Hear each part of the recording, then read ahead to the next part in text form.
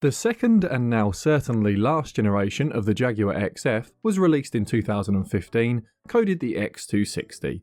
After its public reveal in the New York Auto Show, the car went onto the hands of journalists that noted that while the car had a similar look and feel to the previous generation, it was a different car, and the brand had clearly learnt all they could from the previous XF to make this one an even more compelling option for executive car buyers.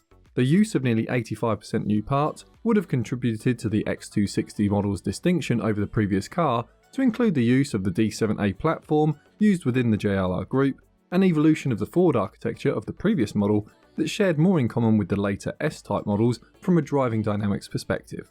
The cornerstone of the new XF's marketing of the time was the use of aluminium, saving roughly 110 kilograms or 242 pounds from the base specification chassis. The XF Sport Brake model renewed Jaguar's competition to other estate and wagon variants, and while this model would be celebrated in some markets, it would have a harder time attracting buyers in other territories. In the USA, the Sport Brake was placed as a sport wagon model only, celebrating its performance with style.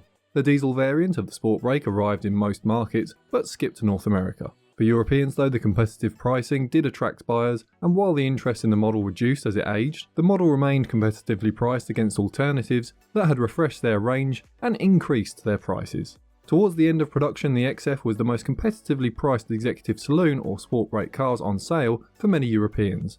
The XF was axed along with the rest of the lineup in mid-2024, but by that time sales had reduced to a trickle as the brand made it clear they were to drop combustion engines entirely in favour of a new, higher-priced EV lineup. For those of you that love to be different, the XFL was sold predominantly in India and China, so you'll need to import one for most markets if you want to accommodate longer legs in the back. For those of you hoping I'm about to mention a successor to the XFR from 2015, sadly, there is no R version of the X260 generation.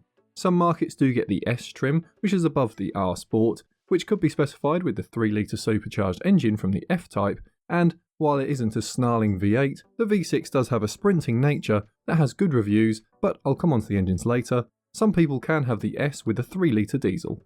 For manual gearbox lovers, this generation adds a 6-speed ZF manual in some markets for the AJ20D 2-litre diesel engine, but the more powerful engines only get the 8-speed ZF Auto. A couple of quirks to the XF. First is the owner's comment that the air conditioning could cool the desert, let alone a warm car in May, and then the interior isn't as premium as they had hoped for compared to previous Jaguar experiences. And optional extras really make or break the experience, as this generation can be rather bare if you look at the entry-level models without any options. Moving on to safety, and the XF scored a full 5 stars at Euro NCAP with 92% score for front occupants and 84% for child occupants. Then there's the common faults, but first a reminder to add a like to the video if you enjoy it, as information videos like this one spread across the platform on likes to those like yourself. First on the list of common faults is the automatic gear selector up to 2021, which is the rising gear selector. Although the mechanism is revised from the earlier XF, specialists still get reports that it is stuck down and refusing to rise. The first thing to check though is for a weak battery, then a faulty brake switch, as these are the two simple and cheaper fixes that most specialists find. If not, it's a new and refurbished mechanism, and these are pricey. Any howling noise in the 8-speed automatic transmission models could be the sound of oil flowing along oil pipes that are close to the subframe. There is a simple fix with a revised foam pad from Jaguar. Any message of a charging system fault or red battery light is likely an alternator that has failed, unless there is an obvious fault like a failed alternator belt or exhausted original battery. The SOS button can stop working, but this wasn't particularly common after the first year of production and likely linked to a software issue resolved in production. When walking around, check the bodywork for any dents, as these can be costlier to repair than a steel car, and the chrome elements can cloud over, especially on wheels for markets that salt the roads in winter. Diesel owners have complained of DPF regeneration issues on the 2-litre diesel engine, although owners of earlier versions of this engine may have other things to worry about, but I'll come on to that in the engine section. While on the subject of engine emissions, some owners have struggled to pass annual emissions testing. A software recalibration from Jaguar is needed, and was a recall for all models built from mid-2016 to mid-2018. Aside from this, one of the biggest complaints on the XF was one that all owners probably won't have to think about much longer: Jaguar service centres. Over half of the complaints were related to unsatisfactory service from dealers. However, with the brand's new direction, most used buyers will be looking to find a good specialist, in which there are many. Most Land Rover specialists should also be able to maintain your XF. One note on common fault: unlike my research on the previous generation XF, which pulled through several issues on the buyer's guide video, this generation really did get its act together, and most owners to date appear to be happy with the chassis reliability, including infotainment, a sign that possibly Jaguar had begun a turn in the right direction. The outcome of this will be never known, as the brand is not planning a direct replacement for the XF. So we'll move on to the recalls. There were 3 recalls in 2016 affecting 2015 and 2016 built cars. First, the low pressure fuel pump due to the hose detaching. Second were fuel leaks due to a misaligned fuel pipe. And thirdly, an extremely rare but widely reported recall of the inner sill cracking and the whole car needing to be scrapped. Less than 50 cars worldwide were affected for a single week of production in a run of December 2016. All problem cars will now be off the road. In 2017 there was an airbag recall due to a software defect. This followed a recall at the start of the year for a batch of cars missing the mat fitted to warn a driver of a passenger not wearing a seatbelt. In 2018 there were 2 recalls. The first was again due to a suspected fuel leak on Sportback models.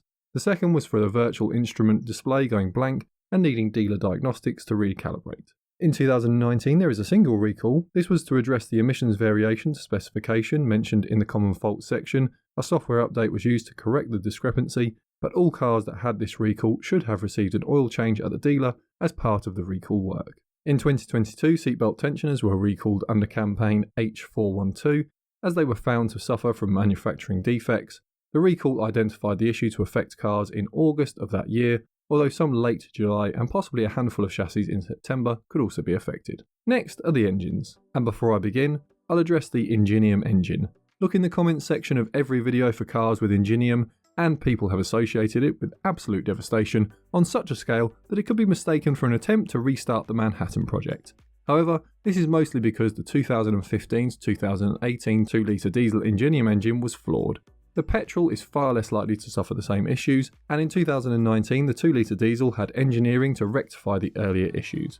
If you are told these are just as bad as the 2015 2-litre diesel, then you are talking to someone that talks twice as much as they listen. With that said, no engine is perfect, so let's start with the 2-litre diesel and work our way through the range. The 2-litre AJ20D Ingenium diesel engine is a 4-cylinder turbocharged unit with 1990cc across all models. It is offered as either a single turbo in the eperformance with 163 brake horsepower and 20D with 177 brake horsepower. The single turbo variant is offered as an all-wheel drive model, but only on the 20D variant. A twin turbo option is sold in the 25D with 237 brake horsepower. This high power variant is not offered with a manual gearbox, unlike the single turbo models. Average economy is officially rated on the WLTP cycle at 48.4 miles per gallon or 5.84 litres per 100 kilometers. This has a slight variance across models. Mild hybrid versions of the engines are introduced in markets in 2020, although the exact delivery start date will vary. For production in 2015, 2016 and 2017, you'll be buying the engines that have a long list of reported issues, with the number 1 issue being timing chain failure.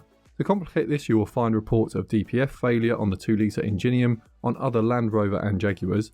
The XF has a close coupled DPF, meaning engine heat and passive regeneration done by injecting fuel on the exhaust stroke of the engine cycle does create enough heat, while also stopping large oil dilation, as enough heat is created to burn off, build up in the DPF, allowing it to clear and vastly reducing, if not inhibiting, oil dilution. This method is common enough in the industry, but without a close coupled DPF, you'll need to be in an area of high temperatures, driving the engine hard to generate the heat needed. A close coupled DPF regens at 600 degrees Celsius, which is possible when close to the combustion exhaust and programmed into the software during high-speed cruise.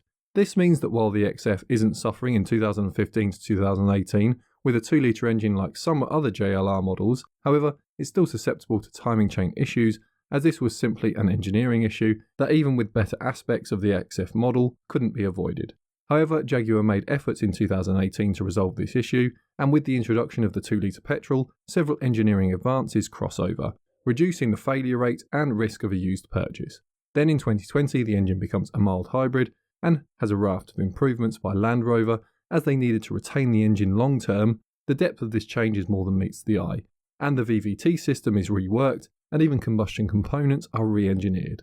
A 2021 model year 2-litre diesel Ingenium is a vastly improved unit compared to the earlier models. The only real setback Jaguar had here is just how good the competitors still willing to sell a diesel engine have become, while Jaguar set about improving what they had. Then there is the 2-litre petrol AJ20P engine in a single turbo 1997cc offering in the 25T and 30T, later called P250i and P300i, making 247 brake horsepower and 296 brake horsepower. These are only offered with an 8-speed ZF automatic and average 35.4 miles per gallon or 7.98 litres per 100 kilometres on official testing. The reports on these are much more positive than the diesel, and while there were some early complaints of timing chain issues, they were mostly resolved under warranty. The VT solenoids are the most reported issue, but they weren't particularly common. I found a handful of turbo problems, timing problems and engine faults, but these were early on in the production, and almost all were warranty claims resolved at Jaguar. Looking at the evolution of the XF, this engine continues to impress in performance into later years, especially in the P300i specification. For some markets, the P300i is the only performance variant after 2019, and although it isn't as smooth as the larger V6, it does have a punch out of corners if you still want to drive your Jaguar like a getaway driver. Next is the 3-litre supercharged V6 coded AJ126.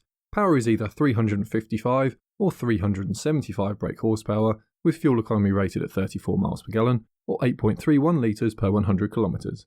Look for any leaks around the timing chain cover seal, as these can drip oil on the alternators, creating a double whammy of costs.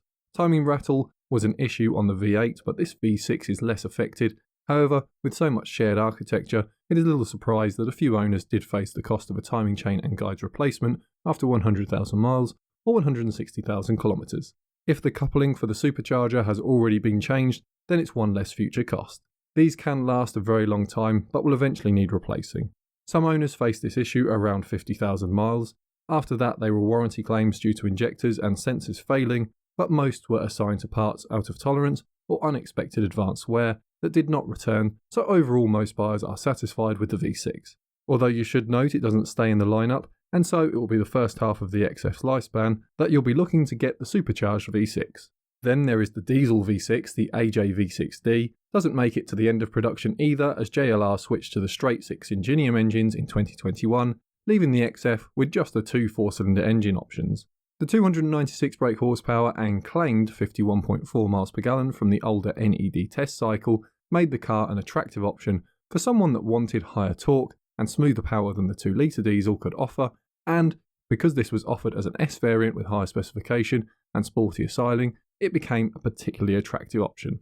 Despite this being the same engine block as the V6 diesel in Land Rovers that had reported crankshaft failures for a decade, with reducing reports over the years, the XF seems to have benefited from having the final variation of the engine, as although it is not completely unheard of to suffer a crankshaft failure, it is so uncommon that you'd be particularly unlucky to face the issue.